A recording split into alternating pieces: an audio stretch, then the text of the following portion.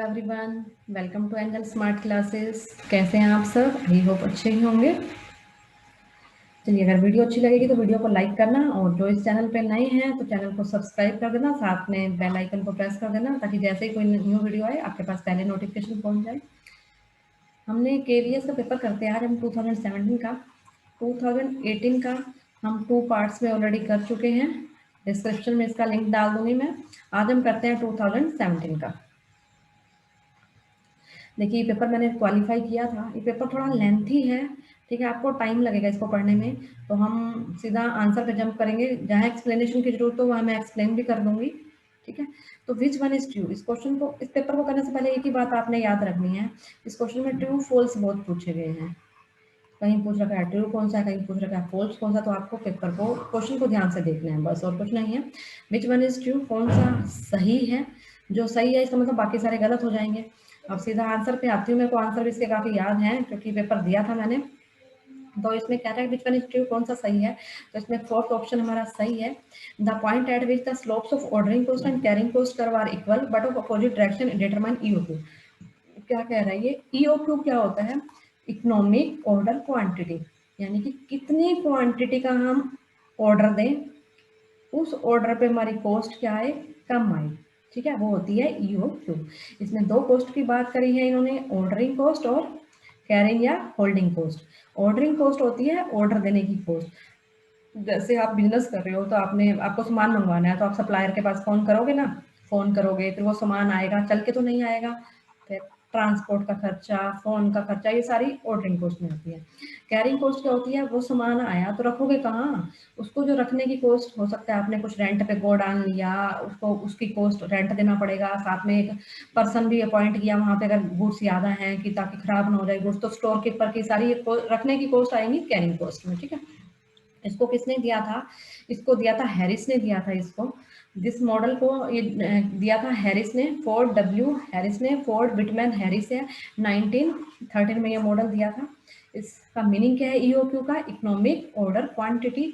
इसका मतलब क्या है? वो ऑर्डर क्वांटिटी दो, ऑप्टिमल ऑर्डर क्वांटिटी वो देनी चाहिए जिस पर टोटल कॉस्ट आपकी क्या हो, कम आए। टोटल कॉस्ट में कौन सी है? ऑर्डरिंग कॉस्ट और होल्डिंग कॉस्ट, ठीक है, ये कम आनी चाहिए। उसके इसका फॉर्मूला, ये फॉर्मूला डिफरेंट बुक में डिफरेंट मिलेगा आपको। 2AOH, कहीं पे ये O की जगह Q देखने को मिलेगा, H की जगह आपको C भी देखने को मिलेगा। तो इसका मतलब क्या है? देखो सेम ही बात है, बस वो अल्फाबेट के अक्षर जो है, अल्फाबेट है जो उन्होंने चेंज कर रखे हैं, बस बाकी फॉर्मूला सेम है। 2 एनुअल डिमांड, ऑर्डर कॉस्ट, नीचे आएगी होल्डिंग कॉस्ट, ऊपर order cost 2AO annual demand, order cost, नीचे होल्डिंग कॉस्ट, ठीक है, ये इसका फॉर्मूला है। ऑर्डरिंग कॉस्ट हमारी ये होती है, ठीक है। जैसे जैसे हम ज्यादा ऑर्डर देते जाएंगे तो हमारी ऑर्डरिंग कॉस्ट क्या हो जाएगी? कम हो जाएगी, क्योंकि बार बार सामान मंगवाना नहीं पड़ेगा, आपका ट्रांसपोर्ट का खर्चा, फोन का खर्चा सेव हो जाएगा। लेकिन जैसे ही आप ज्यादा क्वांटिटी रखोगे तो आपकी होल्डिंग कॉस्ट बढ़ जाएगी। आपको हो सकता है आपने बहुत ज्यादा सामान मंगवा लिया तो दूसरा गोडाउन लेना पड़ सकता है, उसका भी रेंट देना पड़ेगा, तो होल्डिंग कॉस्ट बढ़ जाती है। जहाँ ये कट कर रहे हैं, इकोनॉमिक्स में पता ही होगा, जहाँ आपको कट कर रहे हैं इक्विलिब्रियम पॉइंट, तो यहीं पे जो हमें इतनी क्वांटिटी का ऑर्डर देना चाहिए, ये हमारी कॉस्ट क्या आएगी? यहाँ पे मिनिमम आएगी। ये है ईओक्यू। नेक्स्ट हमारा 102 नहीं लिया, उसमें मिस्टेक थी क्वेश्चन में, ठीक है, वो गलत था, ऑप्शंस गलत थे उसके। एन अग्रेसिव फाइनेंसिंग स्ट्रेटजी क्या होती है? देखो ये 3 तरह की होती हैं जो हमारी स्ट्रेटजी, हैजिंग, कंजर्वेटिव और अग्रेसिव। हैजिंग का मतलब होता है, इसको क्या कहते हैं? मैचिंग भी कहते हैं, ठीक है, मैचिंग, इसको दूसरा नाम है मैचिंग। देखो दो हमारी वर्किंग कैपिटल है, एक परमानेंट वर्किंग कैपिटल की बात हो रही है और एक हमारी टेम्परेरी। परमानेंट नाम से ही बता रहा है, जो लंबे पीरियड के लिए चाहिए, टेम्परेरी जो शॉर्ट टर्म के लिए चाहिए हमें। हैजिंग अप्रोच क्या कहती है? परमानेंट तो ले लो लॉन्ग टर्म से और टेम्परेरी ले लो शॉर्ट टर्म से, मैच कर लो भाई। देखो परमानेंट लॉन्ग टर्म वाली लॉन्ग टर्म से, टेम्परेरी में शॉर्ट टर्म वाली शॉर्ट टर्म से मैच कर लो। कंजर्वेटिव, जब लोग पता हो गया आपको कौन से होते हैं, जो थोड़ी ओल्ड सोच वगैरह रखते हैं। तो कंजर्वेटिव क्या कहती है भैया? ये रिस्क नहीं लेना चाहती बिल्कुल भी। ये कहती है नहीं, हम अगर शॉर्ट से ले लेंगे, पैसा मांग लिया उन्होंने, हमारे पास नहीं हुआ बिजनेस में हम तो क्या करेंगे? ये कहते हैं जी परमानेंट वाली तो आप ले ही रहे हो लॉन्ग टर्म से, ये कहते हैं जो टेम्परेरी वाली भी है ना, टेम्परेरी वाली का भी कुछ पार्ट क्या करो, शॉर्ट टर्म से ले लो। टेम्परेरी वर्किंग कैपिटल का भी कुछ पोर्शन शॉर्ट टर्म से ले लो, कंजर्वेटिज्म है ये, ठीक है। तो ज्यादा रिस्क नहीं लेते तो प्रॉफिट भी कम होगा इनको। अग्रेसिव, अग्रेसिव का मतलब होता है जो गुस्सा, आक्रामक। गुस्सा क्या? कोई थोड़ी सी बात पे 2 दे के मारे, ये नहीं सोचा कि वापस 4 आज भी जाएंगे, रिस्क भी तो है ना। तो अग्रेसिव वो लोग होते हैं, ठीक है। तो अग्रेसिव में क्या करते हैं, कहते हैं जी टेम्परेरी है भाई, शॉर्ट टर्म से ले लो टेम्परेरी तो पूरी की पूरी। अरे परमानेंट भी क्या करो, परमानेंट का भी कुछ पार्ट क्या करो, शॉर्ट टर्म से ले लो। टेम्परेरी तो शॉर्ट टर्म से लेनी लेनी है, परमानेंट वाली भी किससे ले लो, परमानेंट वाली को भी कह रहे हैं शॉर्ट टर्म से ले लो। यानी कि ये रिस्क बहुत ज़्यादा ले रहे हैं, ज़्यादा रिस्क ले रहे हैं तो इनका प्रॉफिट भी क्या होता है, ज़्यादा होता है। ठीक है, अब क्वेश्चन देखो, अब समझ में आ जाएगा आपको अग्रेसिव कौन सी होती है, जो परमानेंट भी किसे रहते हैं, शॉर्ट टर्म से। Question of long term fund, जो लॉन्ग टर्म है फंड है, is raise, long term fund is raise from short term sources, लंबे टाइम के लिए चाहिए, परमानेंट में लंबे टाइम के लिए आपको चाहिए, लॉन्ग टर्म फंड चाहिए, लेकिन उसके अरेंजमेंट आप कहाँ से कर रहे हो, आप तो शॉर्ट टर्म से कर रहे हो ना ये तो ये होते हैं aggressive. Next upon margin of safety is 20%, PV ratio 60, profit will be, ये मेरे को ना थोड़ा ये पेपर दिया हुआ है ना मैंने, तो काफ़ी चीज़ें याद भी हैं। एमओएस, एमओएस का एक फॉर्मूला होता है, ठीक है। उससे पहले देखो एमओएस होता क्या है, ब्रेक इवन पॉइंट। एक हमारे पास होता है break even point. Break even point क्या होता है, अब वो पॉइंट जहाँ पे आपको नो प्रॉफिट नो लॉस, ना तो आपको प्रॉफिट होता है ना ही लॉस। अब मान लो मैंने 100 यूनिट बनाई, तो इस यूनिट को बनाने में जो मेरा खर्चा है उतनी ही मेरी इनकम हुई, ठीक है। 5,000 मैंने, मेरे को 5,000 ही खर्चा हुआ, 5,000 ही मेरे को इनकम हुई, मेरे को कुछ भी नहीं बचा, तो नो प्रॉफिट नो लॉस, ये ब्रेक इवन पॉइंट। इस पॉइंट से जितनी ज़्यादा यूनिट बनाते जाओगे आपकी मार्जिन ऑफ सेफ्टी क्या है, बढ़ती जाएगी। सपोज मैंने 130 यूनिट बना दी, तो 30 देखो एक्स्ट्रा बनाई 30, तो मेरी 30 यूनिट की जो भी इनकम होगी मेरी मार्जिन ऑफ सेफ्टी में आ जाएगी। तो अब इसका एक फॉर्मूला है profit divided by PV ratio, ठीक है। फॉर्मूले से निकाल लेंगे, एमओएस में गिवन है 20%, पी निकालना है, पीवी रेशियो है 60%, तो मल्टीप्लाई कर दो जी इन दोनों को, 2 6 12, प्रॉफिट आ गया हमारा 12%, परसेंटेज में रहेगी ये, ठीक है 12%। Mutual fund is setup in the form of, जो म्यूचुअल फंड क्या होते हैं, देखो कई बार क्या होता है, जो शेयर्स के रेट बहुत ज़्यादा होते हैं, जैसे 3,000 का एक शेयर है, तो जो स्मॉल इन्वेस्टर है उनके लिए लेना मुश्किल हो जाता है, ठीक है। तो वो क्या करते हैं, म्यूचुअल फंड में इन्वेस्ट करते हैं। म्यूचुअल फंड में क्या होता है, म्यूचुअल फंड क्या होता है, एक स्मॉल इन्वेस्टर से पैसा कलेक्ट कर लिया और उस पैसे को क्या करा, कहीं इन्वेस्ट कर दिया। देखो small pool of money collected from small investor से पैसा लिया और उस पैसे को कहाँ इन्वेस्ट कर दो, शेयर में लगा सकते हैं, बॉन्ड में, मनी मार्केट इंस्ट्रूमेंट में, या इन सब के मिक्स में, कुछ शेयर में लगा दिया, कुछ बॉन्ड में, कैसे भी कर सकते हैं, ठीक है। वो इसके लिए क्या बनाई जाती है, ट्रस्ट बनाई जाती है, ताकि पब्लिक का पैसा डूब ना जाए, इसके लिए क्या बनाते हैं, ट्रस्ट बनाई जाती है, ठीक है। ट्रस्ट आपने ऐड भी देखी होगी, म्यूचुअल फंड बाजार जोखिमों के अधीन है, तो मार्केट रिस्क के अधीन होते हैं ट्रस्ट, ठीक है। विच वन इज फॉल्स, कौन सा जो है फॉल्स है। देखो इस टाइप के क्वेश्चन में कहती बहुत आए हुए हैं। जो ये आई थी इसमें बात की गई है एलपीजी की। एलपीजी आई थी जो 1991 में आई थी, लिबरलाइजेशन, प्राइवेटाइजेशन, ग्लोबलाइजेशन। लिबरलाइजेशन का मतलब है रूल्स रेगुलेशन को थोड़ा सिंपल किया गया, लाइसेंस वगैरह को हटाया गया, कोटा वगैरह को थोड़ा खत्म किया गया।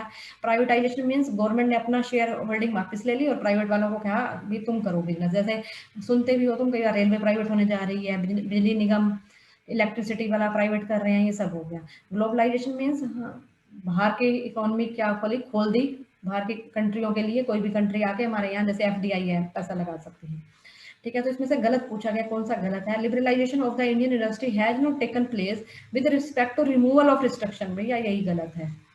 On movement of goods and service, removal of restriction not taken place, नहीं भाई हटाई गई थी, ये गलत है। हमारा आंसर क्या आ जाएगा, गलत आ जाएगा, बाकी सारे सही हैं। प्राइवेटाइजेशन का मतलब क्या है, पब्लिक सेक्टर का रोल कम।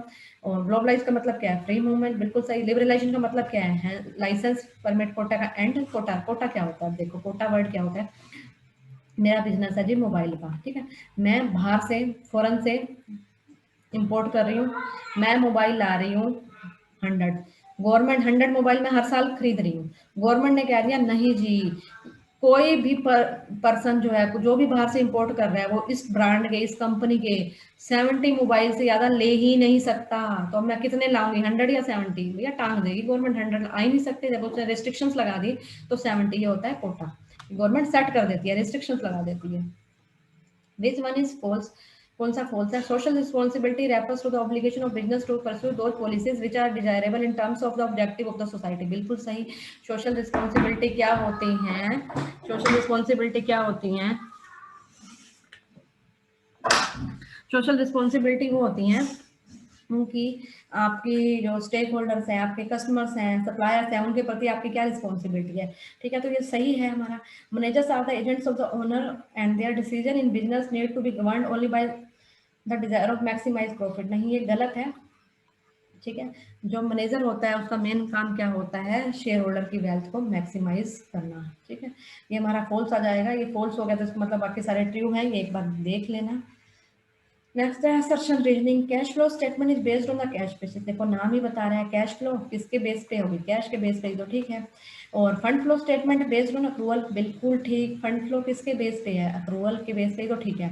रीजन देखते हैं इसका, cash flow statement is based on a narrow concept और fund flow based on a wider concept, ये भी सही है, दोनों सही हैं। देखो अब मैं इसको, अक्रूवल और कैश क्या होता है, जैसे मैंने 5000 सैलरी देनी थी, ठीक है, 31 दिसंबर को मैंने देनी थी और मैंने दे दी, कैश दे दी, तो हम इसको कैश में रिकॉर्ड करेंगे। ठीक है।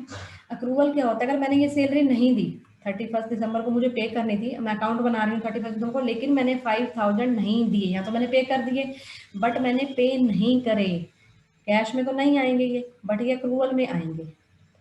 अक्रूवल मीन जैसे ही कोई चीज एक्सपेंसिव ड्यू होगा तो वो अक्रूवल में तो आएगा, कैश में कैश आएगा जाएगा जब रिकॉर्ड करोगे, बट अक्रूवल में चाहे कैश आए चाहे ना आए, उसके ड्यू होने पे आप रिकॉर्ड कर लोगे। ठीक है, तो ये ब्रॉडर कंसेप्ट हो जाता है, तो हमारा आंसर बन जाएगा third. In modern times A finance manager is not concern with, modern time में फाइनेंस मैनेजर का जो मेन काम होता है पैसे को लेना, कहाँ से पैसा आएगा, ठीक है, उस पैसे को कहाँ इन्वेस्ट करना है, और उस इन्वेस्टमेंट का फिर रिटर्न देखनी कि हमें रिजनेबल रिटर्न मिल भी रही है या नहीं, कहीं ऐसे ही पैसा लगा दिया लॉस तो नहीं हो, तो वो सारा काम फाइनेंस मैनेजर का होता है। अलोकेट करेगा डिफरेंट प्रोजेक्ट में, बिल्कुल करेगा। Measurement of result of each allocation of funds, किसमें कितना जाएगा। रिकॉर्ड कीपिंग नहीं कर, ये रिकॉर्ड कीपिंग नीचे के लेवल के करते हैं, जैसे क्लर्क वगैरह वो करते हैं, ये मैनेजर नहीं करता। According to which modern theory of leadership, a leader is supposed to match his leadership style with maturity level of subordinates, which moves in stages as a cycle.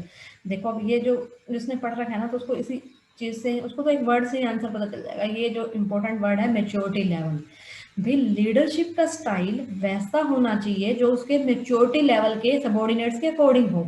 ठीक है, जो विच moves in stages and cycle, cycle की बात कर रहा है, इसलिए इसको क्या कहते हैं, लाइफ साइकिल मॉडल या थ्योरी भी बोला जाता है इसको, लाइफ साइकिल मॉडल या थ्योरी भी कहते हैं इसको। ठीक है, ये कौन सा है, किस, ये सारे लीडरशिप के क्या है, मॉडल हैं।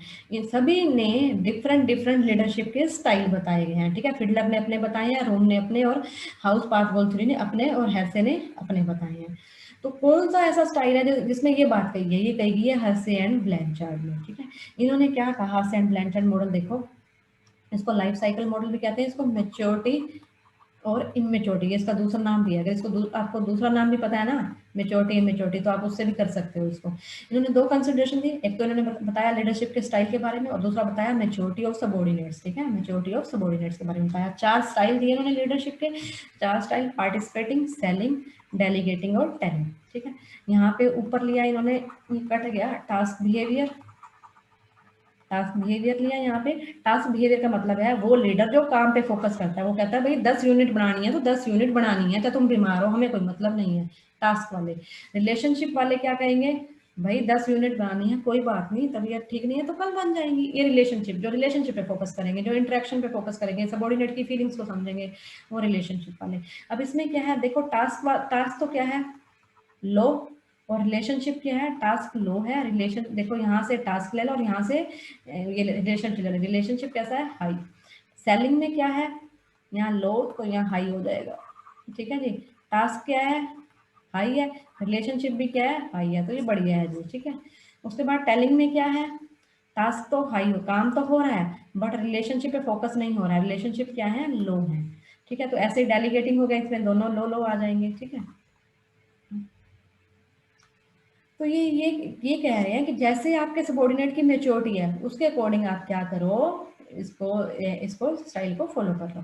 ठीक है, जैसे आपके सबॉर्डिनेट की मेच्योरिटी है कि कितनी उनमें एबिलिटी है काम करने के लिए, एबिलिटी पूरी है, विलिंगनेस कितनी है, काम को करना भी चाहते हैं या नहीं करना चाहते हैं, तो उसके अकॉर्डिंग क्या करो, मेच्योरिटी के अकॉर्डिंग लीडरशिप। कोई भी स्टाइल लीडर किसी भी स्टाइल को फॉलो कर सकता है, कोई एक स्टाइल बेस्ट नहीं है, जो उसको लगता है सिचुएशन के अकॉर्डिंग सही है वो उसको फॉलो कर सकता है। ठीक है, ये हेर्से एंड ब्लैंचार्ड ने कही थी मेच्योरिटी की बात। Which one is a false statement, कौन सी जो है फॉल्स, देखो फॉल्स स्टेटमेंट है कौन सी है, longer the duration of operating cycle larger is the amount of working capital requirement, बिल्कुल ठीक है। देखो ये सभी को आपको पता होगा, कैश, कैश से हम क्या लाएंगे, रॉ मटेरियल, रॉ मटेरियल से work in progress, work in progress से फिनिश गुड्स, फिनिश गुड्स से डेटर्स, ठीक है, डेटर्स, डेटर्स से फिर कैश। जितना ये लंबा साइकिल होगा, जितना ये पीरियड लंबा होगा, उतनी ज्यादा वर्किंग कैपिटल की रिक्वायरमेंट हमें ज्यादा होगी, तो सही है। An increase in average debtor collection period lower the capital require, lower, देखो ये गलत है। मेरे जो एसीपी है, एवरेज कलेक्शन पीरियड या debt collection period, debt collection period, पहले मेरे डेटर पैसा दे रहे थे मुझे 30 दिन में, ठीक है। अब मेरे डेटर मुझे पैसा दे रहे हैं 80 डेज में।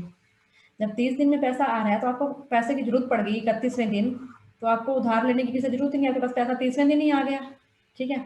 तो यहाँ पे क्या हो जाएगा, वर्किंग कैपिटल आपको जरूरत नहीं पड़ेगी। आपको 31वें दिन पैसा चाहिए था, ये तो कह रहे हैं हम 80वें दिन देंगे, 80 दिन बाद देंगे, तो अब हम क्या करेंगे, 80 डेज में कलेक्शन हो रही है, अब हम क्या करें, हमें पैसा चाहिए होगा ना, वर्किंग कैपिटल की रिक्वायरमेंट यहाँ लोअर नहीं होगी, इन्होंने लोअर लगाया है, यहाँ पे हायर हो जाएगी, बढ़ जाएगी, तो ये हमारा फॉल्स है, ठीक है। बाकी सारे क्या है, ये working capital requirement increase inflation, ठीक है। देखो इन्फ्लेशन में इंक्रीज हो जाएगी, सिंपल सा फंडा ये पढ़ लेना। जैसे पहले किसी मशीन को खरीदने में 100 रुपए की कोई मशीन आती, महंगाई बढ़ गई जी, कोरोना आया, कोरोना से महंगाई बढ़ गई जी, अब 300 रुपए की आ रही है वो मशीन, तो 200 रुपए एक्स्ट्रा चाहिए ना, वर्किंग कैपिटल बढ़ जाएगी। Which one of the following belongs to primary industry, देखो इस टाइप का क्वेश्चन आता है, मैंने चार्ट बनाया है, चार्ट देखो पहले। ह्यूमन एक्टिविटी के 2 पार्ट्स होते हैं, इकोनॉमिक एक्टिविटी और नॉन इकोनॉमिक। इकोनॉमिक क्या होती है, जिनका मोटिव होता है मनी अर्न करना। नॉन इकोनॉमिक जिनका मोटिव मनी अर्न करना नहीं होता। जैसे जैसे आपके मम्मी घर में आपके लिए खाना बना रहे हैं, पैसे थोड़ा ना दे रहे हो तुम उन्हें, तो वो क्या है, नॉन इकोनॉमिक एक्टिविटी। एक टीचर अपने बच्चों को पढ़ा रही है, नॉन इकोनॉमिक एक्टिविटी, लेकिन वही स्कूल में पढ़ा रही है, मनी मिल रही है, तो इकोनॉमिक एक्टिविटी, ठीक है। इकोनॉमिक एक्टिविटी के आगे 3 पार्ट, एम्प्लॉयमेंट, प्रोफेशन और बिजनेस। इसको कैसे याद कर लोगे, भूल जाते हो तो BEP, ब्रेक इवन पॉइंट से याद कर लो, बिजनेस, एम्प्लॉयमेंट, प्रोफेशन। बिजनेस के 2 पार्ट, इंडस्ट्री, कॉमर्स। कॉमर्स के 2 part, trade, aids to trade. Trade पता है, home trade, foreign trade. Home trade में रिटेल, होलसेल, रिटेल में थोड़ी थोड़ी अमाउंट में आप क्वांटिटी में ले रहे हो गुड्स को, होलसेल में बल्क में ले रहे हो, इकट्ठा एकदम सामान मंगवा लिया, ये पता ही होगा सबको। इंपोर्ट मीन्स बाहर से सामान मंगवाना, जैसे हमने मंगवा लिया यूएसए से। एक्सपोर्ट मीन जापान को बेचना, एक्सपोर्ट हो गया बाहर बेचना। एंट्री पोर्ट मीन यूएसए से हमने सामान मंगवाया, यहाँ से मंगवाया, उसके बाद क्या किया, जापान को बेच दिया। यहाँ से मंगवा के इंडिया ने मंगवाया यूएसए से और जापान को क्या करा, बेच दिया, ये होता है एंट्री पोर्ट। एड्स जो इनकी हेल्प करेंगे। उसके बाद हम इंडस्ट्री में आते हैं, प्राइमरी, सेकेंडरी, टर्शरी, 3 इंडस्ट्री होगी। प्राइमरी में क्या आता है, प्राइमरी में आते हैं 2, एक्सट्रैक्टिव, एक्सट्रैक्टिव और जेनरिक, एक्सट्रैक्टिव और जेनरिक। सेकेंडरी में मैन्युफैक्चरिंग, कंस्ट्रक्शन। टर्शरी जो इनकी हेल्प करेगी, जैसे इसमें ट्रांसपोर्ट वगैरह आ गया, ठीक है, इंश्योरेंस वगैरह आ गया। अब देखो, अब हम सेकेंडरी की बात करें, मैन्युफैक्चरिंग मीन्स कुछ प्रोडक्शन करना, कंस्ट्रक्शन मीन्स ब्रिज वगैरह बना दिए, डैम वगैरह बना दिए, कंस्ट्रक्शन का काम, इंडस्ट्री आएगी इसमें। एक्सट्रैक्टिव और जेनरिक मीन्स जैसे वो होते हैं फिश वगैरह, मछली वगैरह पालते हैं ना, मछली पालन, मुर्गी पालन, ब्रीडिंग से रिलेटेड आ जाएगा इसमें, पालने से रिलेटेड आ जाएगा, ठीक है, जेनरिक में। एक्सट्रैक्टिव मीन्स एक्सट्रैक्ट, एक्सट्रैक्ट का मतलब क्या होता है, इसमें डिग आउट करना, कुछ खोदना। जब नेचुरल रिसोर्सेज को कुछ खोद के निकाल, नेचुरल रिसोर्सेज को खोद के निकाला जाता है ना, वो एक्सट्रैक्टिव में आता है। जैसे कोयला खोद के निकाल दिया, कोई वो निकाल दिए जो वो होते हैं, और अयस्क, साइंस में अयस्क, अयस्क वगैरह निकाल दिए, और वगैरह निकाल दिया, वो सारा किस में आएगा, एक्सट्रैक्टिव में आएगा, ठीक है। अब क्वेश्चन देखो, कौन सी बिलोंग टू प्राइमरी से कौन सी बिलोंग करती है। प्राइमरी कौन सी थी, प्राइमरी थी हमारी ये वाली, जिसमें 2 आते हैं, या तो खोद के निकलेगी चीज, या मुर्गी मछली पालन, ब्रीडिंग से रिलेटेड है, ठीक है। देखो मैन्युफैक्चरिंग की बात हो रही है इनमें, मैन्युफैक्चरिंग तो उसमें आ जाएगा ना, सेकेंडरी में, प्राइमरी नहीं है। प्राइमरी क्या है, माइनिंग और, ठीक है। Current ratio 4.51, liquid ratio 3:1, stock ये करंट लाइबिलिटी निकालनी है। देखो करंट रेशियो इसमें, इसका क्या मतलब है, 4.5 करंट एसेट, ये करंट लाइबिलिटी, ये होगी जी liquid asset, L liquid asset, और ये करंट, ये तो सेम है, current liability, current liability. But यहाँ करंट एसेट की बात है और यहाँ लिक्विड एसेट की बात है, ठीक है जी, यहाँ डिफरेंस है। तो इनका डिफरेंस कितना है, मैं शॉर्ट में करवा रही हूँ क्वेश्चन, क्योंकि ये पेपर लेंथी है, अगर लॉन्ग कट मारोगे ना तो पेपर पूरा ही नहीं होगा, ठीक है। शॉर्टकट मार के चलो, पेपर 100% पूरा हो जाएगा। मैं पूरा पेपर ही करके आई थी, जब तो क्वालिफाई हो गया। देखो ये 4.5 की बात कर रहे हैं, यहाँ किसकी बात कर रहे हैं, 3 की। जो करंट एसेट और लिक्विड एसेट में फ़र्क क्या होता है, पहले ये पता होना चाहिए आपको। करंट एसेट में हम स्टॉक भी लेंगे और प्रीपेड एक्सपेंसेस भी लेंगे, जबकि लिक्विड एसेट में हम ना तो स्टॉक लेते हैं ना प्रीपेड एक्सपेंसेस लेते हैं, सिंपल, ठीक है। ना स्टॉक लेंगे लिक्विड में, ना प्रीपेड लेंगे।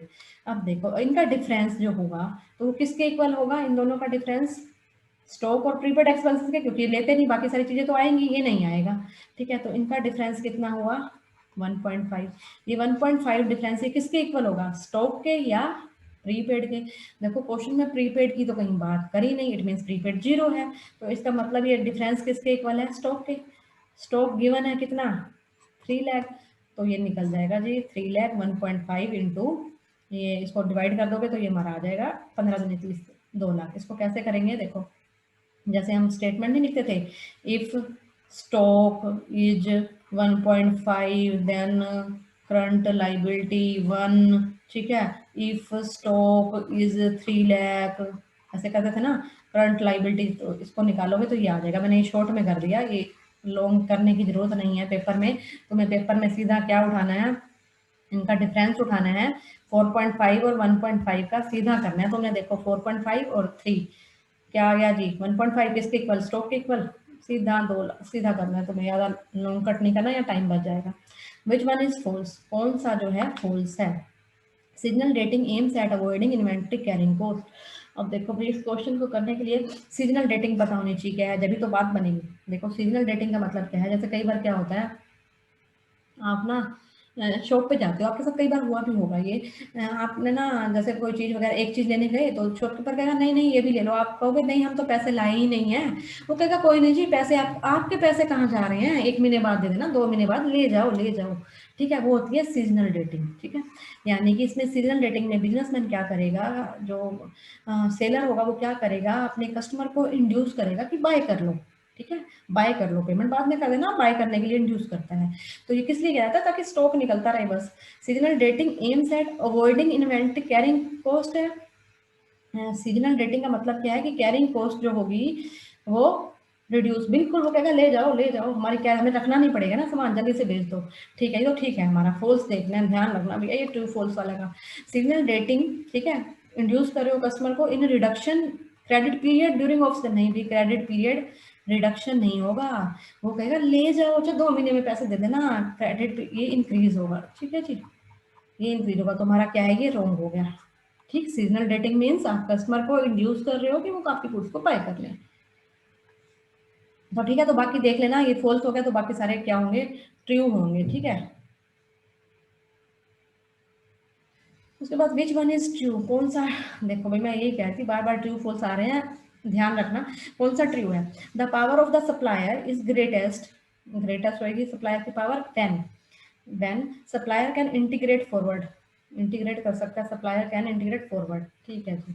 तो यही हमारा सही है, आगे अपन जाने की जरूरत नहीं है, ये हमारा सही है। देखो एक जो ये सप्लाई, एक पर्सन यहाँ पे अगर बिजनेस कर रहा है, सपोज वो कार बना रहा है, तो वो रॉ मटेरियल पीछे, रॉ मटेरियल भी बाय कर सकता है अपनी खुद के लिए, अपना खरीद सकता है रॉ मटेरियल, पूरी की पूरी कंपनी को क्या कर सकता है, एक्वायर कर सकता है, ठीक है।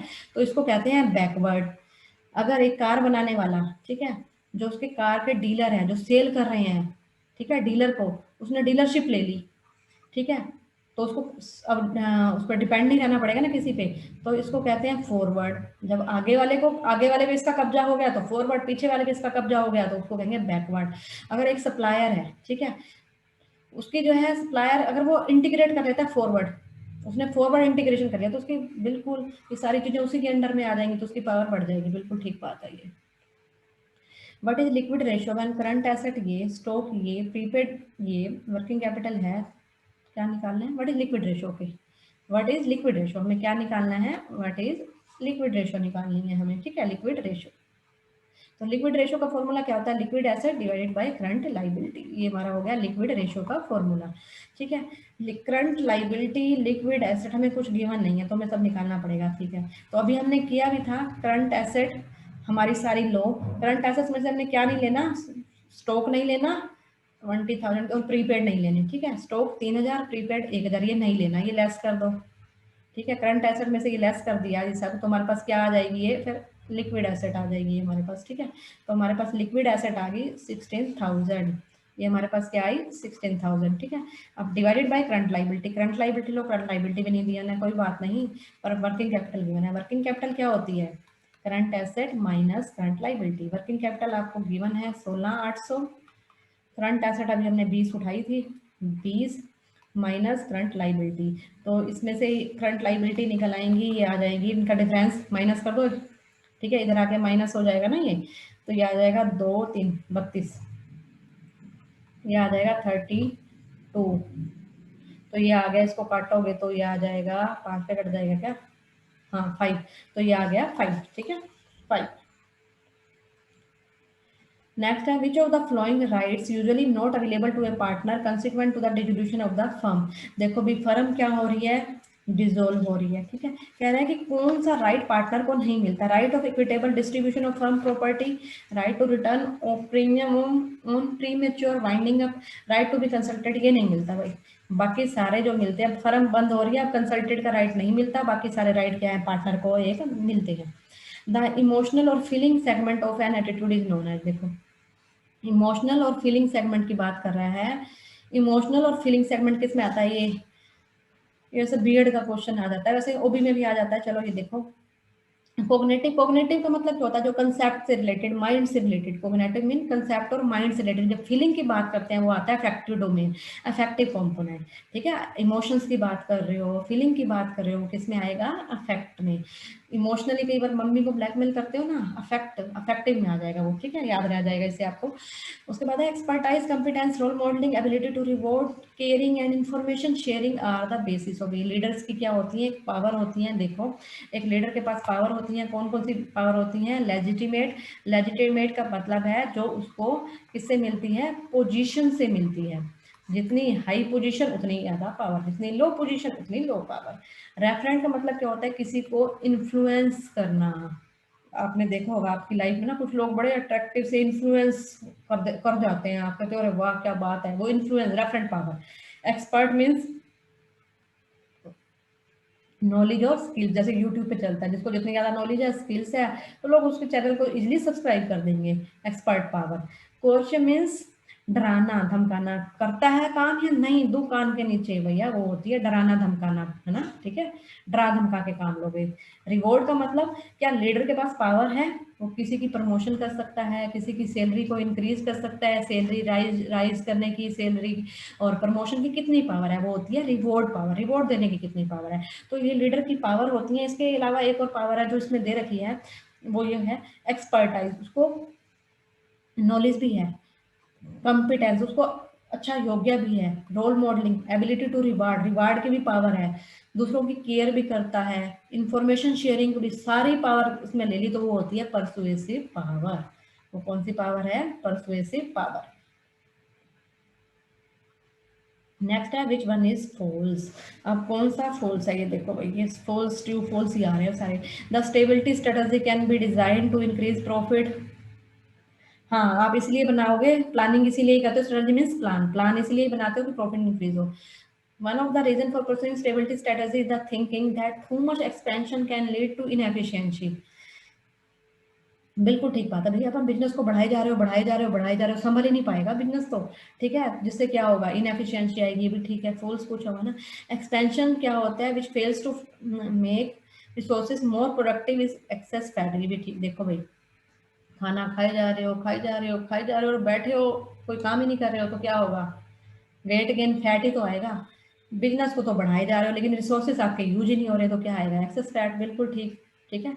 तो ये देख लेना, ये पॉइंट कई बार इनसे भी क्वेश्चन ना बन के आ जाए, ये सारे ट्रू हैं, तो हमारा ये फॉल्स बच गया ना एक। इस स्टेबिलिटी स्ट्रेटजी में लीड टू, हाँ यही हमारा फॉल्स हो गया, ऑफेंसिव मूव बाय टर्निंग, हाँ ठीक है, तो हमारा फॉल्स क्या आ गया, ये 4, ठीक है, ये हमारे सारे right. According to consumer protection act 1996 which one is not a service, इसका तो मेरे को आंसर भी याद है। Provision of facility in connection with law, ये तो ठीक है, इसमें पर्सनल सर्विस वाला नहीं आता है, सर्विस, हाँ, provision of any service under a contract of personal service, ठीक है, पर्सनल सर्विस ले रहे हो आप, अपने पर्सनल काम के लिए ले रहे हो, ठीक है, तो वो इसके अंडर में नहीं आती, ये आ गया 2।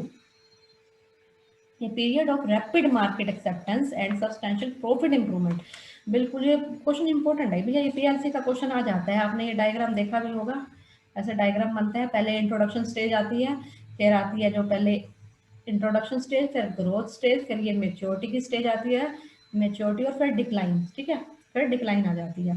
तो ये पूछ रहा है रैपिड मार्केट एक्सेप्टेंस। देखो जब नया नया प्रोडक्ट आता है तो लोग इजीली एक्सेप्ट नहीं करते किसी चीज को। देखा होगा आपने यूट्यूब चैनल भी, जब नया नया खुलता है तो लोग ना धीरे धीरे सब्सक्राइबर बढ़ते हैं, एकदम से थोड़ा ना उसके बढ़ जाएंगे, तो धीरे धीरे फिर क्या हो जाता है, वो अगर अच्छा करवा रहा है तो एकदम ग्रोथ पे पहुंचने लग जाता है। तो ऐसे ही प्रोडक्ट होता है, वो क्या होता है, ग्रोथ पे पहुंचने लग जाएगा। फिर क्या होगा, वो प्रोडक्ट ग्रोथ पे पहुंचा, फिर धीरे धीरे धीरे उसकी स्टेबल सी सेल होने लग जाती है, फिर मेच्योरिटी, और धीरे धीरे क्या हो जाता है, मार्केट से आउट भी हो जाता है, फिर डिक्लाइन हो जाती है। तो रैपिड वगैरह किस में आएगी सारी, प्रॉफिट भी ज्यादा किस में आता है, ग्रोथ स्टेज में। वन आंसर जी। उसके बाद which one of the following is false. क्या जो है हमारा फॉल्स है यार, इनको फॉल्स वाले पढ़ने में टाइम लग रहा है इनको बहुत। Communication serves four major functions within a group or organisation. Communication serve कर रहा है फोर मेजर फंक्शन। कम्युनिकेशन में क्या होगा, control, motivation, emotional expression, information. सही है भैया, ये तो सही है, ये सब होगा कम्युनिकेशन में। Encoding is retranslating sender communication message. नहीं भैया ये गलत है, देखो ये गलत है।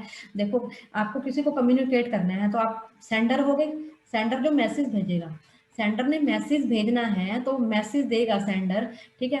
तो वो क्या करेगा, मैसेज को पहले अपने माइंड में कन्वर्ट करेगा कि मुझे क्या कहना है, ठीक है, मुझे क्या कहना है, ठीक है। तो सेंडर क्या करता है जी, एनकोडिंग करेगा। सेंडर क्या करेगा, एनकोडिंग, एनकोडिंग करता है सेंडर, ठीक है। Encoding is retranslating a sender communication message.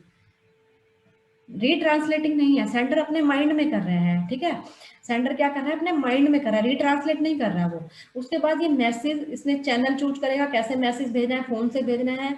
उसके बाद फिर किसके पास भेजेगा, sender, receiver, receiver sorry, sender भेज रहा है, उसके बाद रिसीवर, रिसीवर आ जाएगा यहाँ, रिसीवर जो मैसेज को लेगा। तो रिसीवर क्या करेगा, डी कोडिंग।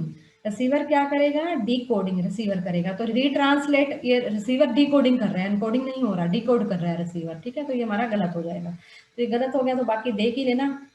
चैनल क्या होता है, जिसके थ्रू मैसेज भेज रहे हो, जैसे फोन से भेज, फोन पे भेज रहे हो, फोन से या कुछ लिख के भेज रहे हो, वो चैनल हो गया, ठीक है। इसमें ट्रांसफर एंड अंडरस्टैंडिंग, इसमें कम्युनिकेशन में include both the transference and the understanding of meaning. हाँ दोनों बातें आ जाएंगी, आपको पता भी होना चाहिए जो मैसेज भेज रहे हो क्या भेजा गया, जैसे उसने भेजा है एज इट इज आपको समझना भी चाहिए वो, ठीक है। ये सारे आ जाएंगे तो हमारा आंसर 2 हो जाएगा। उसके बाद मैच करने हैं ये। देखो टॉप मैनेजमेंट के पास कौन सी स्किल होता है, अगर इनमें से आपको कोई भी एक आती है ना तो आपका काम चल जाएगा। देखो ऑपरेशनल का मतलब क्या होता है, टेक्निकल, जो काम करते हैं, जो नीचे लेवल पे काम करेंगे, टेक्निकल, मशीन चलानी है तो उनको टेक्निकल नॉलेज होनी चाहिए ना, मशीन खराब हो जाएगी, मशीन कैसे चलेगी, तो वो ऑपरेशनल, ऑपरेशन टेक्निकल हो गया, ठीक है। उसके बाद टॉप मैनेजमेंट के पास कौन सी स्किल होती है, टॉप मैनेजमेंट के पास होती है जी कंसेप्चुअल।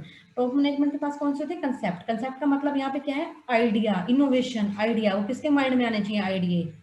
जितने टॉप मैनेजमेंट आपके कंसेप्चुअल होंगे, आपका बिजनेस उतना ही ग्रो करने के चांसेस, पूरे पूरे चांसेस हो जाते हैं। बस तो इस ऑपरेशनल लेवल पे भी डिपेंड करता है, आपके माइंड में बहुत अच्छे आइडिया आ रहे हैं बट वर्कर ही निकम्मे हैं, क्या कर लोगे फिर, ठीक है। तो ये सब पे डिपेंड करेगा। मिडल वाले के लिए क्या होगी, ह्यूमन स्किल्स होगी। देख लो भैया, ये मैच करो, कौन सा मैच कर रहा है, एक में 3, ए में 3, तो यही हो गया ना, थर्ड देख लेना, शायद ये थर्ड ही बन रहा है ना, 3 चेक कर लेना एक बार। which one of the following errors is disclosed by trial balance। Trial balance की एरर कौन सी होती है, ट्रायल बैलेंस की 2 टाइप की एरर होती है, क्लरिकल एरर और error of principles. Error of omissions एक ही होगी, प्रिंसिपल की, क्लरिकल में 3 आ गई, एरर ऑफ ओमिशन टोटल ये 4 होगी, एरर ऑफ कमीशन और कंपनसेटिंग एरर, ठीक है। प्रिंसिपल एरर क्या होती है, जैसे आपने मशीन वो मंगवाई, मशीनरी मंगवाई, ठीक है, मशीनरी मंगवाई, उसको लगाने का खर्चा भी क्या होता है, मशीनरी में ऐड करते हैं हम, लेकिन आपने क्या कर दिया, वो अलग से ऐड कर दिया, किसी में अलग से वेजिस में डाल दिया या अलग से किसी चीज में डाल दिया, तो वो प्रिंसिपल की एरर होती है। जो आपको डेबिट करना चाहिए था आपने नहीं किया, किसी और चीज को कर दिया, ठीक है, प्रिंसिपल की एरर। सैद्धांतिक होगी त्रुटि। ओमिशन की एरर क्या होती है, आप एंट्री करना भूल गए, अगर कंप्लीट ही एंट्री करना भूल गए, कंप्लीट ही भूल गए तो पता ही नहीं चलेगी भैया, आपने ना डेबिट किया ना क्रेडिट किया, तो ट्रायल बैलेंस क्या बता देगा, नहीं बताएगा, ये एंट्री कंप्लीट नहीं पता चलेगी, कंप्लीट वाली। प्रिंसिपल नहीं पता चलेगी ट्रायल बैलेंस को। एरर ऑफ कमीशन में आपने प्लस माइनस कहीं थोड़ी सी मिस्टेक कर दी करने में। कंपनसेटिंग एक गलती करी, उसके बाद एक और गलती कर दी, जिससे क्या हुआ, वो एरर न्यूट्रलाइज होगी। आपने क्या किया, गलती से 500 रुपए क्या करे, कम डेबिट कर दिए, डेबिट करने चाहिए थे आपने 500 रुपये, नहीं डेबिट करे। अगली बार आपने क्या करा, 500 रुपये ज़्यादा डेबिट कर दिए, 500 रुपये कम डेबिट किए या 500 ज़्यादा कर दिए, तो 500 डेबिट होने चाहिए, तो और 500 ही तो डेबिट किए आपने, यहाँ नहीं करे या ज़्यादा कर दिए, बात तो एक ही होगी। तो ये क्या हो जाती है, न्यूट्रलाइज हो जाती है, कंपनसेटिंग एरर्स जो क्या कर देती है, न्यूट्रलाइज कर देती हैं। अब देखो फुल्ली ओमिशन तो नहीं पता चलेगी ना, आपने एक दोनों साइड रिकॉर्ड नहीं, आपने क्या किया, राम अकाउंट डेबिट टू कर दिया सेल, राम के अकाउंट में तो दिखा दिए, ठीक है 5,000, सेल्स में नहीं दिखाए 5,000, ठीक है, यहाँ तो दिखा दिए, यहाँ नहीं दिखाए, तो ये एरर पता चल जाएगी, बिल्कुल पता चल जाएगी। अगर आपने दोनों जगह ही नहीं दिखाई, ना राम के अकाउंट में ना सेल्स में, तो ये पता कहाँ से चलेगा, हमें क्या पता राम डेबिट होना चाहिए था, तो ये नहीं पता चलेगी, ये वाली पता चल जाएगी, ठीक है। तो कौन सी एरर पता चलेगी, partial omission of entry, partial वाली क्या हो जाएगी, पता चल जाएगी। और रिकॉर्डिंग ऑफ ट्रांजेक्शन जब पूरी तरह भूल गए हो, ओमिशन मीन्स रिकॉर्डिंग आप पूरा ही भूल गए हो, तो वो नहीं पता चलेगी, ठीक है। Identify the odd one out, span of control supervision, ये डायरेक्शन, स्पैन ऑफ डायरेक्शन जो है अलग है, बाकी कंट्रोल सुपरविजन और अथॉरिटी ये क्या है, ये सारे सेम ही है। इसका मतलब क्या है, एक मैनेजर या एक बॉस अपने अंडर कितने पर्सन्स को एफिशिएंटली रख सकता है और सही सही ढंग से रख सकता है, कितने पर्सन पे कंट्रोल कर सकता है वो, 1 2 3 4 5, एक मैनेजर सपोज 5 पे कंट्रोल कर सकता है, तो उसको कहते हैं span of control, span of supervision, कितने को देख सकता है, स्पैन ऑफ अथॉरिटी, ठीक है, ये सारी एक ही बात है। RBI act was enacted in which year, ये भी इंपॉर्टेंट क्वेश्चन है, ये 2018 में भी इस टाइप का आरबीआई का आया हुआ है, इसके तीन तीन ईयर है, वो याद कर लो, 3 ईयर्स है। आरबीआई एक्ट बना, देखो मैं करवा देती हूँ, एक्ट बना जी 1934 में। आरबीआई ने ऑपरेशन स्टार्ट किया अपना 1 अप्रैल APRIL 1 अप्रैल 1935 में, 1904 में एक्ट बना, 1934 में एक्ट बना, 1935 में इसने काम करना स्टार्ट हुआ। उसके बाद एक और डेट आती है इसकी, nationalisation.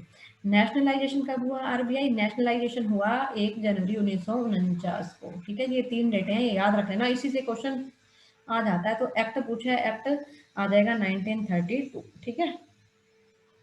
Job posting job posting क्या होती है, देखो जॉब पोस्टिंग का मतलब क्या है, एक जॉब की पोस्ट निकालना। देखो जॉब पोस्टिंग क्या होती है, ये पोस्टिंग का एक मेथड होता है use to determine the cost of specific job, एक पर्टिकुलर जॉब की आपको कॉस्ट निकालनी है, which are perform according to customer specification. समझ में आया, नहीं आया, अब देखो आपने ये सुना होगा जी, जो घर को बनाते हैं उसको कहते हैं जी बिल्डर, ये तो सुना होगा ना आपने, बिल्डर। मेरे को बनाना है अपना जी घर, ठीक है, मैंने घर बनवाना, मैं बिल्डर के पास गई, ठीक है, मैं गई बिल्डर के पास, जी मेरे को ये मेरा घर है, 160 गज का घर है मेरा, मेरे को बना के दे दो। बिल्डर ने कहा ठीक है जी बना देंगे, कितने मंजिल बनाना है, मैंने कहा जी 4 मंजिल बना दो, ठीक। फिर आप गए एक यू, ये आप गए, आपको भी घर बनवाना है, आप भी बिल्डर के पास गए, आपने कहा घर बना दो, चलो आपका बड़ा ले लेते हैं घर जी, आपका बड़ा घर जी, ठीक है। आपने कहा जी हमारा 250 गज का है, हमें घर बनवा दो। बिल्डर ने कहा ठीक है, आपने कहा हमें भी 4 मंजिल बनवाना है, बिल्डर ने कहा जी बिल्कुल बनवा देंगे। तो बिल्डर ने कहा जी मैं बनवा दूंगा, कॉस्ट आएगी जी बनाने की 50 लाख रुपए। मैंने कहा ठीक है जी मैं दे दूंगी 50 लाख। अब आपकी भी कॉस्ट क्या 50 लाख आएगी, आपका घर बड़ा, आप पूरा बनवा रहे हो, मैं भी पूरा बनवा रही हूँ, मेरा जगह कम है ना, मेरी कम कॉस्ट आएगी, आपकी जगह ज्यादा है तो आपकी अलग कॉस्ट आएगी। अब बिल्डर क्या करेगा, मेरा हिसाब किताब अलग करेगा और आपका हिसाब किताब अलग करेगा, ये होती है जॉब कॉस्टिंग, एक जॉब के अकॉर्डिंग जो कॉस्टिंग होगी।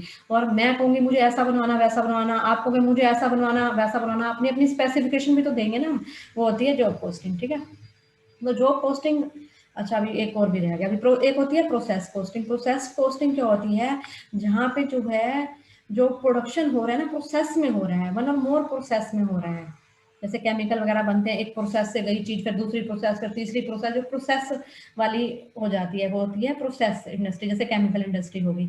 अब इसमें जॉब पोस्टिंग पर्टिकुलर जॉब की बात कर रहा है, देखो पर्टिकुलर किसकी बात कर रहा है, जॉब की बात कर रहा है। तो ये आपको आइडिया हो गया होगा ये कौन सी कॉस्ट आएगी, शिप। भाई मेरे को अपने अकॉर्डिंग शिप बनवाना है, आपको अपने अकॉर्डिंग बनवाना है, आपको क्या क्या चाहिए, मुझे क्या क्या चाहिए, हर शिप की अलग अलग कॉस्ट कर देगा, वो हो जाएगा शिप बिल्डिंग। इज कस्टमर की डिमांड के अकॉर्डिंग, जो उसकी स्पेसिफिकेशन होती है उसके अकॉर्डिंग बनती है, वो जॉब पोस्टिंग होगी, ठीक है। उसके बाद है in relation to accounting system using DBMS dash are the foundation of any application and allow the designer to create a set of programming instruction. देखो इस टाइप का भी क्वेश्चन एक आधा आ जाता है।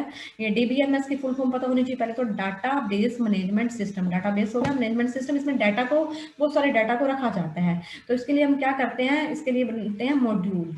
ठीक है, इसके लिए क्या होता है, यूजिंग DBMS मॉड्यूल यूज करते हैं। ठीक है, DBMS module calls in advance में होता है। देखो liability side calls in advance, आपको एडवांस में पैसा मिल गया, ये तो आपको समझ में आई कि क्या है हमारी लाइबिलिटी। एडवांस में किसी ने पैसा दे दिया तो आपकी क्या बन गई, लाइबिलिटी बन गई। तो ये क्या बन गई हमारी, कौन सी लाइबिलिटी, करंट लाइबिलिटी। ये तो ईजी है। Horizontal vertical and random clicks आधा पार्ट हो। देखो हॉरिजॉन्टल का मतलब क्या होता है, ये इस जिस लेवल पे ये बंदा ए, उसी लेवल का ही बंदा क्या है बी, सेम लेवल है। ठीक है, ए जिस लेवल पे काम कर रहा है बी भी, तो ये हो जाता है ऐसे पर्सन मिलकर अपना इनफॉर्मल ग्रुप बना लेते हैं। ठीक है, ये इनफॉर्मल ग्रुप के पार्ट आएंगे। ठीक है, इनफॉर्मल ग्रुप के पार्ट और पर्सन भी आ सकते हैं जो लेवल जिनका सेम रहता है। वर्टिकल का मतलब क्या है, एक ये है एक ये है, अलग अलग लेवल के हैं, ये बना रहे हैं अपना ग्रुप, तो कोई बात नहीं, इनफॉर्मल ग्रुप वर्टिकल हो गया ये।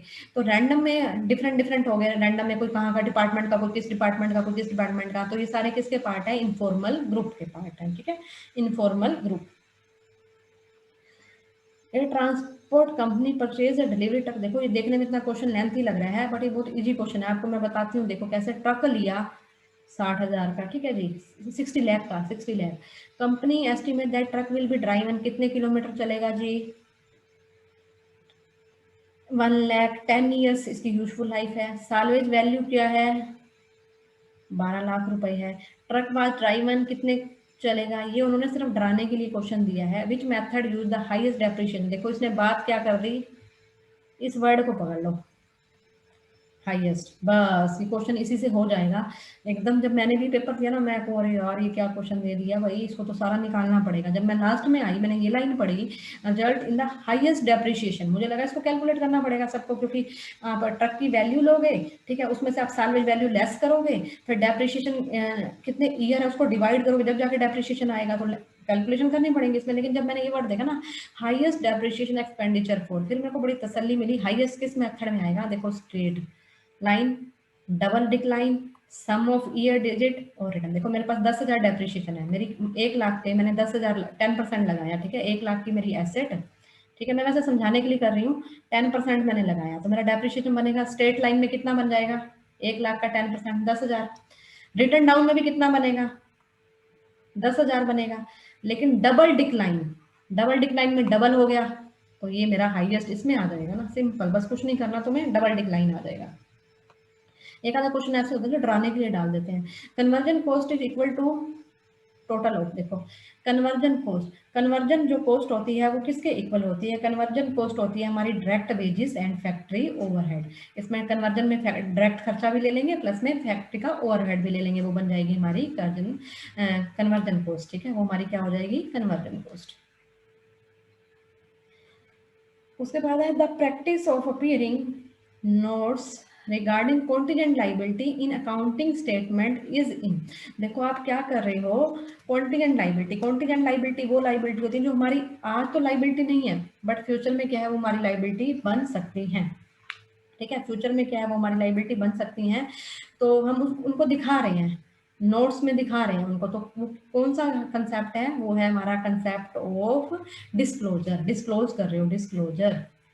ये मैंने पूरा डिटेल में टॉपिक करवा रखा है, अगर किसी को डिटेल में करना है तो मेरी वीडियो देख लेना, मैंने उसमें डाला हुआ है, ये शायद HTAT वाले में है, HTAT PGT कॉमर्स वाली में ये डिटेल में वीडियो मिल जाएगी, आप कर सकते हो। मैंने ये सारे कंसेप्ट वगैरह कन्वेंशंस वगैरह करवा रखे हैं। तो डिस्क्लोज का मतलब है प्रकट करना, किसी चीज को दिखाना। उसके बाद है SEBI was constituted as a non statutory body in the year. देखो मैंने ये क्वेश्चन भी काफी बार करवाया हुआ है, MCQ में भी देखना आपको मैंने करवाया होगा। देखो सेबी के बारे में 2 डेट्स इंपॉर्टेंट है, एक तो है non statutory body. Non statutory body का मतलब क्या है, सेबी को कोई भी पावर्स नहीं दी गई थी, ठीक है, कंट्रोलिंग पावर्स नहीं थी सेबी को। तो नॉन स्टैट्यूटरी बॉडी पहले एस्टेब्लिश हुआ था 12 अप्रैल 1988 में। उसके बाद स्टैट्यूटरी बॉडी का मतलब है सेबी को पावर दी गई, इसका अलग से एक्ट बना, कंट्रोलिंग पावर, इसको बहुत सारी पावर दी गई। जब ये दी गई थी 1992 में, कौन सी, 30 जनवरी 1992 में स्टैट्यूटरी बॉडी बना। ये डेट भी याद रखना, साथ के साथ नॉन स्टैट्यूटरी, कई बार क्या करता है नॉन स्टैट्यूटरी पूछता है और कई क्वेश्चन में क्या करता है स्टैट्यूटरी पूछता है, तो आपको दोनों याद रखनी पड़ेगी।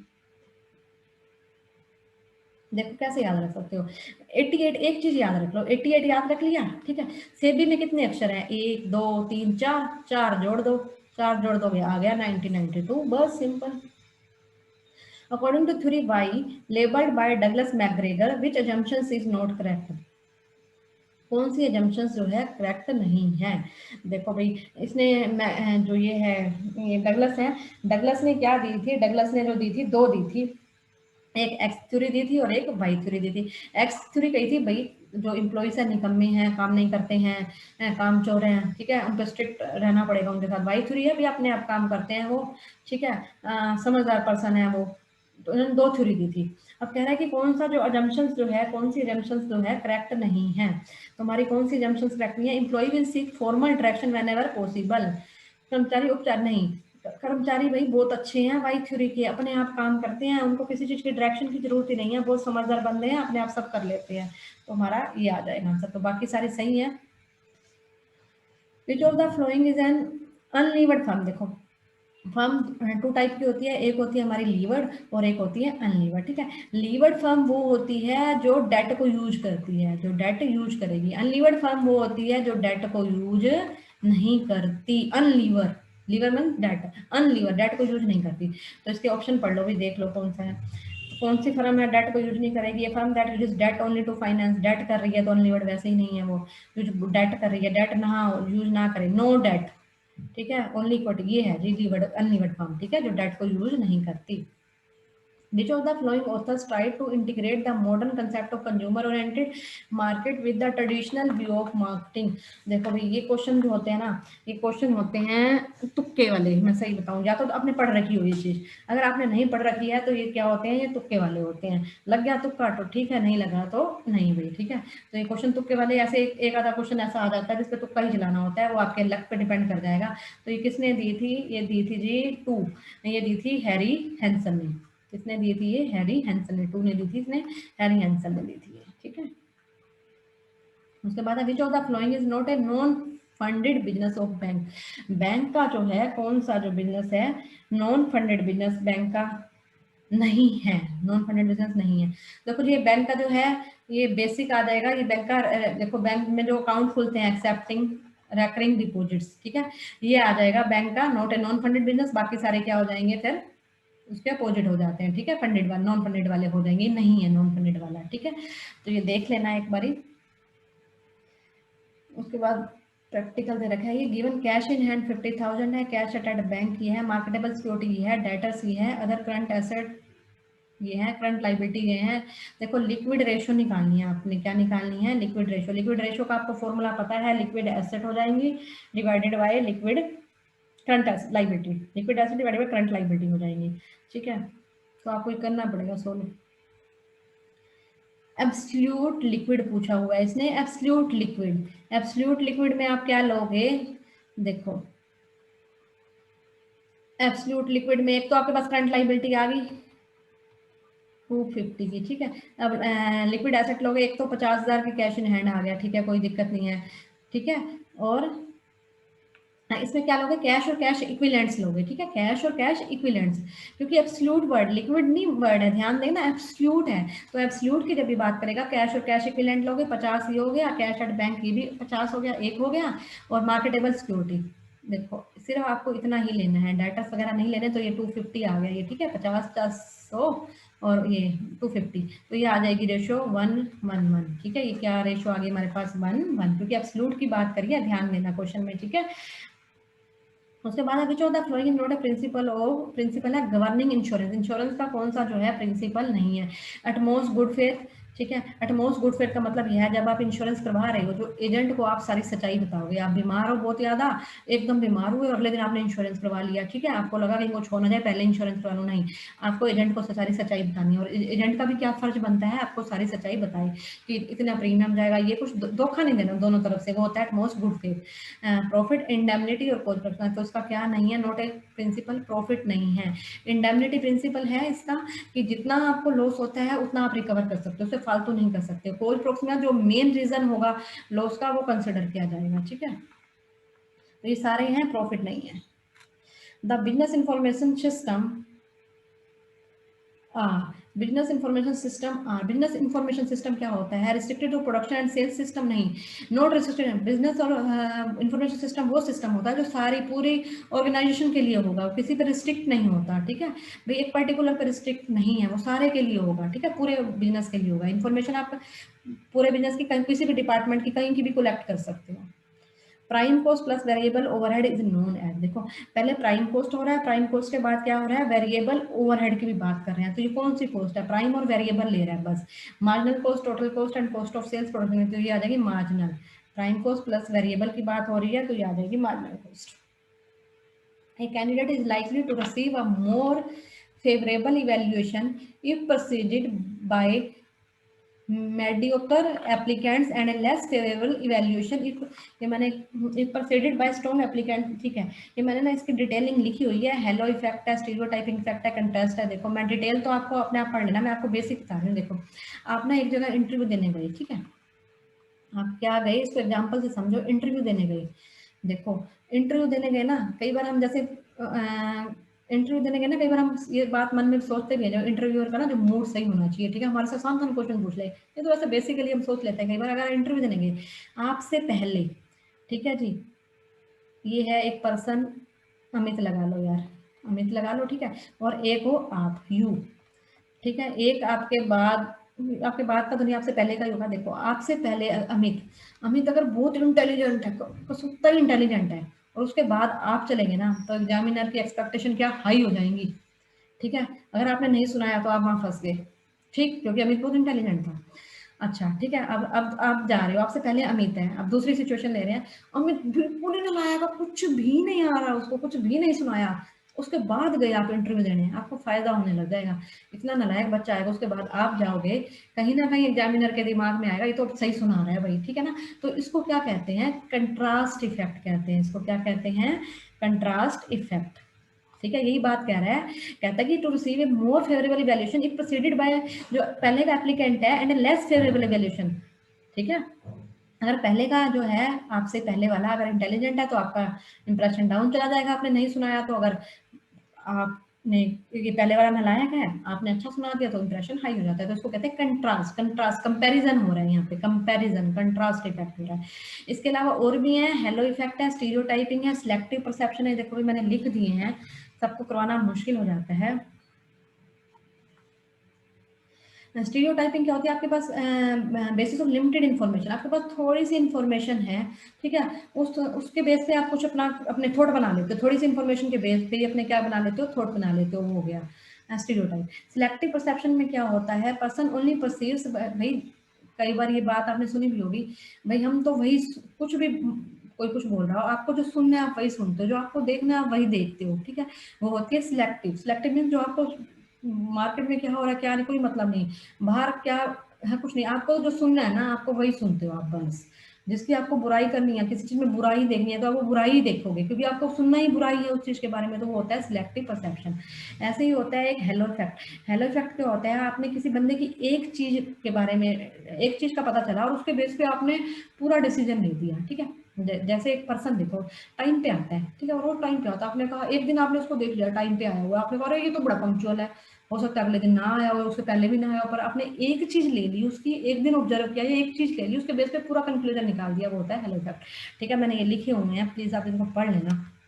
मिस वन इज ट्यूब, कौन सा जो है ट्यूब है, ये है past costs are significant for decision making. देखो जो पास्ट कोर्स होती है वो डिसीजन लेने के लिए सिग्निफिकेंट होती है, पास्ट कोर्स तुम्हारी, ठीक है। देखो आप भाई जो बीत गया वो बात गई, काट दो। Difference in cost between alternative is termed as relevant cost, नहीं। Contribution margin is also known, नहीं। कंट्रीब्यूशन मार्जिन को ग्रोस कहते हैं, नेट इनकम नहीं कहते हैं। All future cost are not relevant cost, नहीं भैया, फ्यूचर कॉस्ट जो होती हैं डिसीजन के लिए हेल्पफुल होती हैं, वो क्या होती है, हमारी रेलिवेंट कॉस्ट होती हैं वो। Buying goods for cash good, देखो भैया अब आपने बाइंग गुड्स खरीदा, कैश खरीदा, तो इसका क्या इम्पैक्ट पड़ेगा बाइंग गुड्स का कैश पे। देखो मैंने, मेरे पास देखो, मेरे पास 5,000 का सामान आ गया, ठीक है, मेरे 5,000 का मैंने सामान लिया, बाइंग गुड्स फॉर कैश लिया, ठीक है। तो कैश लिया तो मेरे यहाँ से 5,000 तो चले गए ना, मेरे यहाँ से कैश चला गया 5,000 का, ठीक है, गया। प्लस में मेरे पास 5,000 का क्या आ गया, स्टॉक आ गया, ठीक है जी। मेरे पास पहले मान लो करंट एसेट 15,000 की थी, 5,000 का कैश चला गया, कम होगी, 10,000 बच गए, पर 5,000 का स्टॉक आ गया, ठीक है। तो कोई इम्पैक्ट पड़ेगा करंट रेशो पे, कोई इम्पैक्ट नहीं पड़ेगा, ये मेरी करंट एसेट है, ठीक है जी, कोई इम्पैक्ट ही नहीं पड़ा। अभी भी करंट एसेट कितने की है, ये 5 कट गया तो अभी भी कितने की है, 15 की है। तो लाइबिलिटी भी मेरी 15 की थी करंट लाइबिलिटी, तो पहले भी यही रेशो थी, अभी ये ratio, no impact, current ratio पे नो इम्पैक्ट, कोई इम्पैक्ट नहीं पड़ेगा। उसके बाद the interest coverage ratio on the times interest and is use to test the, देखो इंटरेस्ट कवरेज रेशो वो किस लिए की जाती है, इंटरेस्ट कवरेज रेशो की जाती है फर्म्स डेट सर्विसिंग कैपेसिटी के लिए। इंटरेस्ट आप कवरेज रेशो निकाल रहे हो कि आपका इंटरेस्ट मिलेगा नहीं मिलेगा, ये देख लो firm debt servicing, firm interest मिल रहा है नहीं मिल रहा है आपको, तो उससे क्या पता चलेगा फर्म के जो डेट है या उसने जो लोन लिया उनको सर्विस, यानी कि उनकी जो ओब्लिगेशन है वो पूरा कर भी पाएगी या नहीं कर पाएगी, ठीक है, इंटरेस्ट दे भी पाएगी या नहीं दे पाएगी, ठीक है। तो डेट सर्विसिंग, डेट को वो सर्विस जो उसकी इंटरेस्ट बनता है वो दे पाएगी या नहीं दे पाएगी, ये होता है। उसके बाद है अकाउंटिंग पीरियड पोस्टुलेट्स, इसका पहले भी क्वेश्चन आया है ना अकाउंटिंग पीरियड से रिलेटेड, है ना, एक अब आ गया, 2 क्वेश्चन आ गए, आरबीआई का 2018 में भी आया है, 17 में भी आया हुआ है। तो अकाउंटिंग पीरियड ये कहता है कि आप जो अकाउंट बनाओगे एक पर्टिकुलर पीरियड के लिए बनाओगे, ऐसा तो नहीं है कि आपने बिजनेस स्टार्ट करा और आप कभी अकाउंट से मत बनाओ तो आपको पता ही नहीं चलेगा क्या प्रॉफिट हुआ क्या लॉस हुआ, ठीक है। तो अकाउंटिंग पीरियड पोस्टुलेट क्या कहता है कि एक पर्टिकुलर पीरियड के लिए आप अकाउंट बनाओगे। इसका सीधा आंसर बता दूं, सीधा आंसर इसका है 4 आएगा इसका शायद, रेफर्स टू लिमिटेड, ये नहीं आएगा ना, नहीं नहीं, तो ऑपरेटिंग साइकिल कंप्लीट की ये भी नहीं है। तो 4 था शायद, prepare financial statement on the basis of A systematic time interval even though the operating cycle of entity में भी इंक्लूडेड, ठीक है। तो इसका 4th ही आएगा। कहता है कि एक पर्टिकुलर पीरियड के लिए अकाउंट्स बनाओगे, मेनली कितने के लिए बनते हैं, 1 ईयर के लिए बनते हैं ना मेनली, तो एक पर्टिकुलर के लिए बनाओगे, चाहे आपका ऑपरेटिंग साइकिल कंप्लीट ना हो उससे कोई मतलब नहीं है, एक पर्टिकुलर पीरियड, ताकि आपके क्या होंगे प्रॉफिट वगैरह कितने आए कितने नहीं आए, ठीक है, टैक्स वगैरह भी तो पे करना पड़ता है, तो 1 ईयर के बनते हैं।